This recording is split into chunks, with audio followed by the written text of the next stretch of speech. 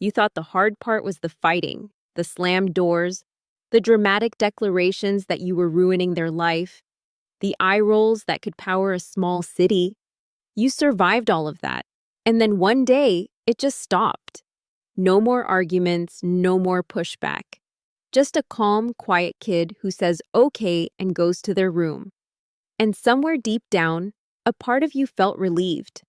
But here's what nobody tells you about that silence. It is not peace. It is the sound of your teenager emotionally leaving the building.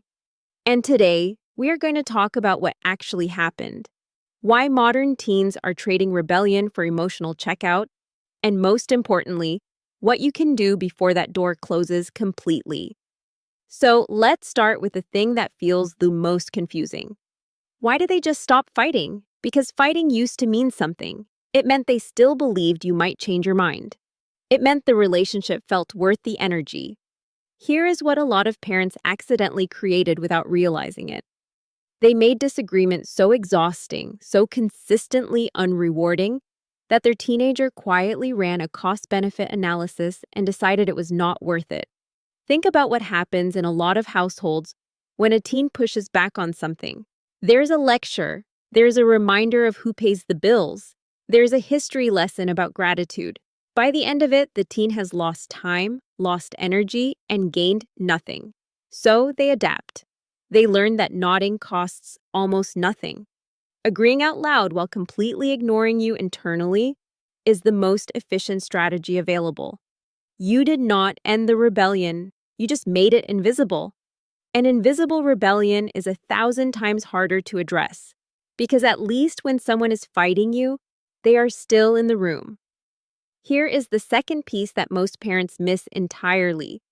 When teens bring emotions and those emotions consistently get turned into a teachable moment, they stop bringing emotions. This is so common and so well-intentioned. Your kid comes home and says school was rough today. You immediately shift into problem-solving mode. Did you try this? Have you considered that? When I was your age, and your teen is standing there watching what they thought was going to be a conversation transform into a seminar they did not register for. The message their brain receives is not that you care. The message is that being honest with you is too much work. So, they simplify. They say fine when you ask how they are. They say nothing when you ask what is wrong. And eventually, they stop expecting the conversation to be worth having at all. Now, add something uniquely modern into this mix. The surveillance, location tracking, front door cameras, password sharing, random phone checks. From your perspective, this is safety. From their perspective, this is a maximum security facility with decent snacks. Classic teenage rebellion had an outlet. Sneaking out, secret phone calls, meeting up with friends you did not approve of. All of that required physical space that your teen no longer has. So they stopped trying to escape outward and started escaping inward.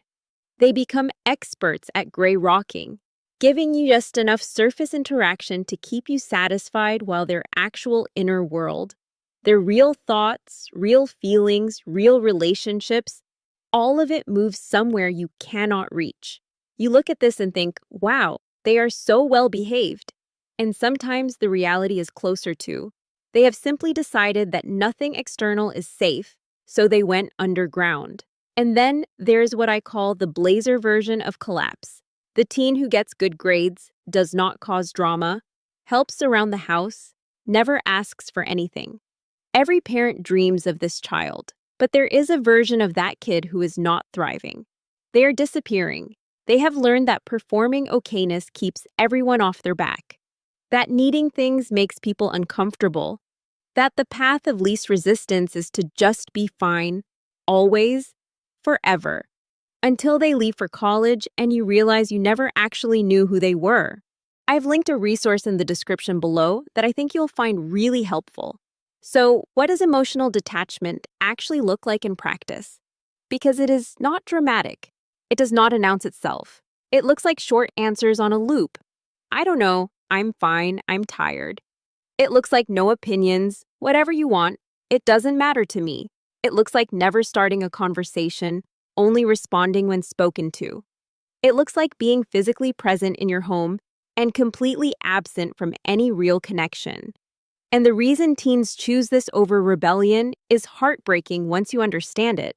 At some point, they tried fighting back and it cost them too much. They tried being vulnerable and it backfired.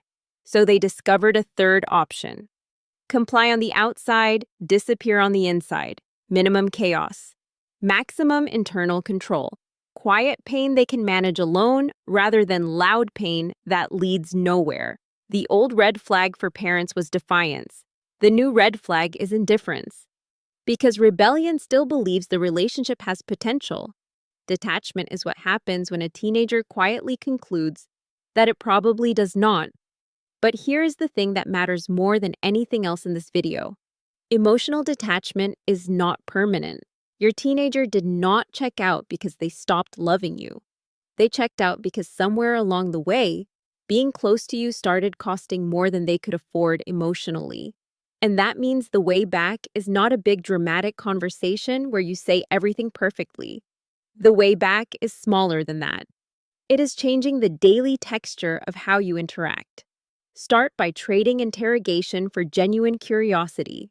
There is a massive difference between "why would you do that?" and "help me understand what that felt like from where you were standing." One puts them on trial, the other invites them to exist. When they give you something small, when they mention a rough day or share a thought without being asked, treat that moment like it is precious, because it is. Do not immediately pile on with advice or questions or worried looks. Just follow the thread gently. Ask one thing and then be quiet and wait. Show them that opening up does not automatically launch you into emergency response mode. And if you really want to crack that door, try saying the thing they never expected you to see. Tell them you have noticed they do not really push back anymore. Tell them that does not feel like a win. Tell them you think you might have made it harder to disagree with you or to be honest with you, and that you want to change that. No guilt trip attached, no lecture folded into the apology, just ownership of your half. That single moment of honesty from you can do more than months of trying to fix them ever will. Then make honesty actually safe.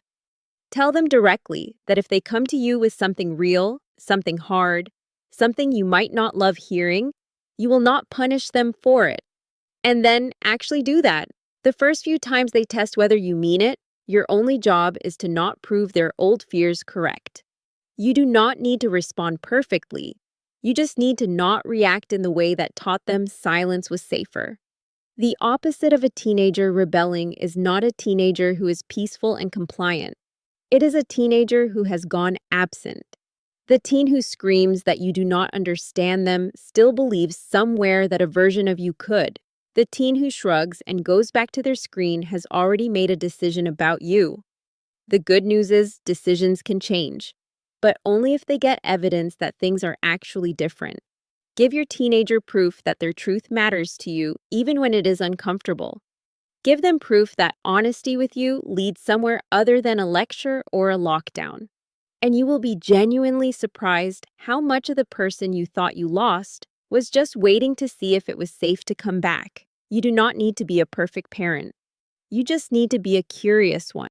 I've linked a resource in the description below that I think you'll find really helpful.